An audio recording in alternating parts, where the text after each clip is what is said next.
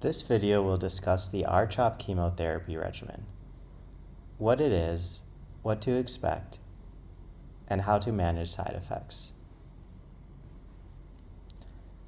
R-CHOP is a 5-medication chemotherapy regimen. Patients receive 4 to 8 cycles of R-CHOP, and the length of each cycle is 21 days. So every 21 days, you will receive the 5 medications. Here's an example of the R-CHOP schedule. On day 1 of each cycle, you will receive all 5 medications in the hospital. On days 2 through 5, you will take one of the medications, called prednisone, at home. And for days 6 through 21, you will not receive any chemotherapy medication. The next day will be the first day of the next cycle.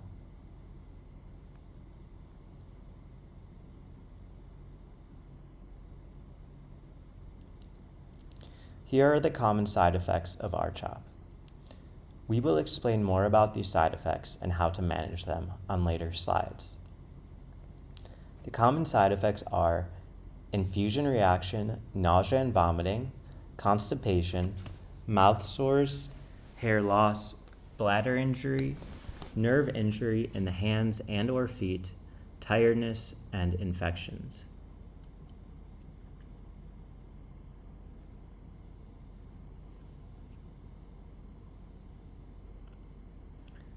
Patients can experience a type of allergic reaction to the R-CHOP infusion. This is more likely to occur during the first treatment and usually is not very severe.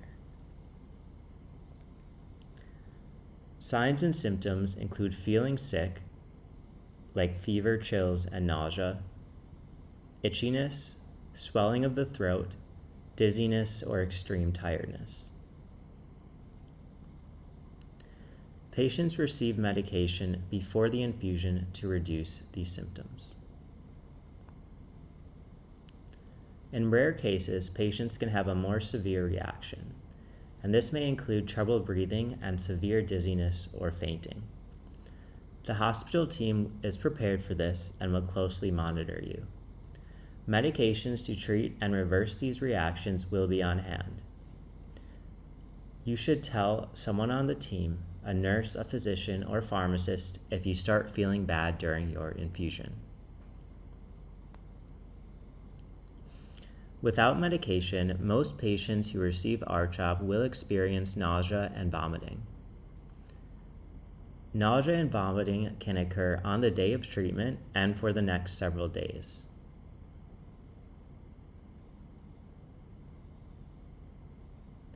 On days 1 through 4, you will receive 2 medications to prevent nausea and vomiting. Even if you feel fine, take these medications because they are preventative.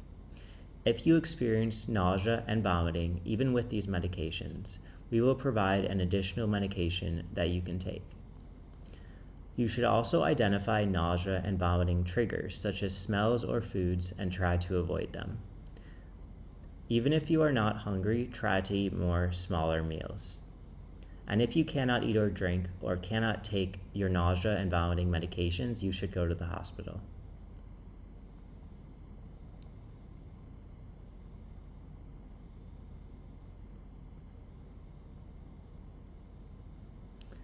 The R-CHOP regimen commonly causes constipation, which is not only painful, but can cause serious, severe, and complicated blockages. Therefore, our goal is to maintain the same quality and quantity of poops as prior to treatment. To prevent constipation, take Senna every day. You should take Senna even if you do not feel constipated or are not experiencing constipation. If you have constipation while taking Senna, go to your local pharmacy for additional medication. If you continue to have constipation, you should go to the hospital. And if you cannot eat or drink, you should go to the hospital. If you have diarrhea, you can reduce the amount of Senna that you take. Patients sometimes develop mouth sores during R-CHOP. This is due to injury to the cells in the mouth or gums. and in medical terms, this is referred to as oral mucositis. Mouth sores will most commonly begin approximately 1 week after treatment, and they may worsen in week 2 before improving in week 3. Initially, patients may see burning in the mouth, or feel burning in the mouth. They may next see small, painful white sores, and finally larger, painful areas. These may cause pain, difficulty eating or drinking, and increase the risk of infection in your mouth. To prevent mouth sores, good dental hygiene is most important. Your doctor may recommend you to see the dentist prior to beginning treatment to clean your mouth and fill any cavities. You should brush your teeth with a soft toothbrush twice daily. Floss once daily. After any meal or snack, you should rinse your mouth with salt water or tap water. And you should avoid alcohol and mouthwash with alcohol, as well as smoking, and spicy, acidic, or hard to chew foods. If you experience mouth sores, you should ask your pharmacist about different products that can help reduce pain. And these will be sprays, mouthwashes, or liquids. You should avoid aggravating foods, and if it is too painful, do not brush your teeth, but try to maintain good oral care. And if you cannot eat or drink, go to the hospital. Most patients on RCHOP experience temporary complete loss of hair on the head and body. This typically starts 2 to 3 weeks after treatment. It may occur slowly or rapidly in different areas of the body. Usually, the hair loss is reversible and the hair starts to regrow about 1 month after the end of therapy.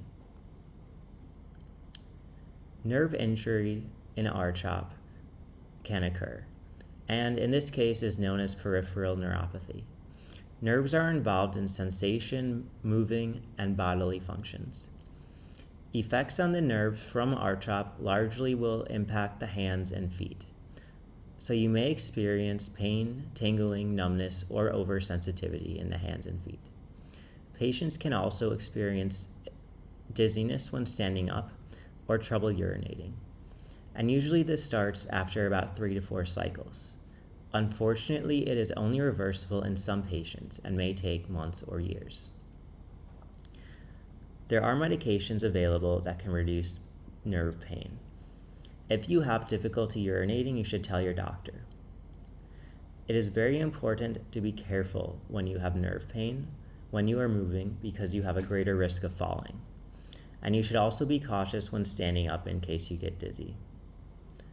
Bladder injury from RCHOP causes bleeding and is known as hemorrhagic cystitis. Blood in the urine, painful urination, or more frequent urination are signs of bladder injury. And patients are at risk for hemorrhagic cystitis on the day of chemotherapy and for the next several days.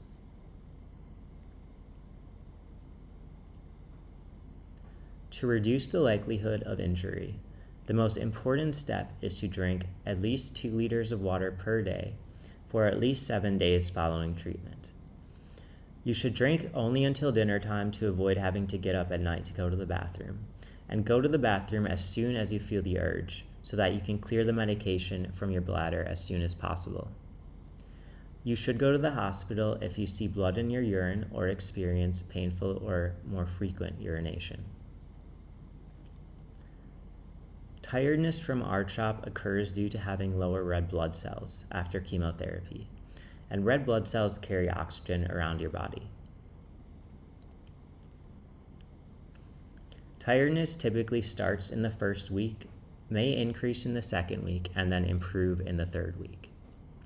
You can continue normal activities, but you may become tired and should take precautions.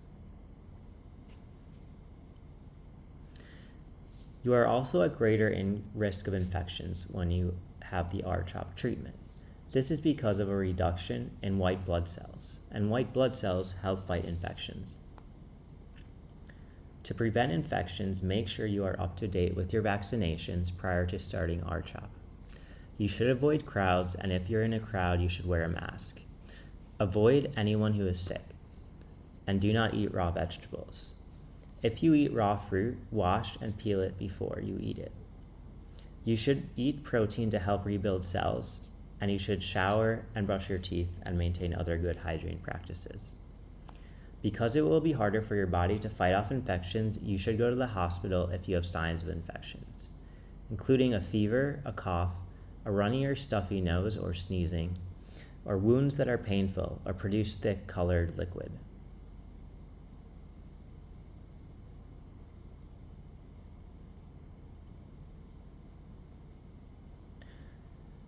R-CHOP isn't an effective chemotherapy, but has many possible side effects.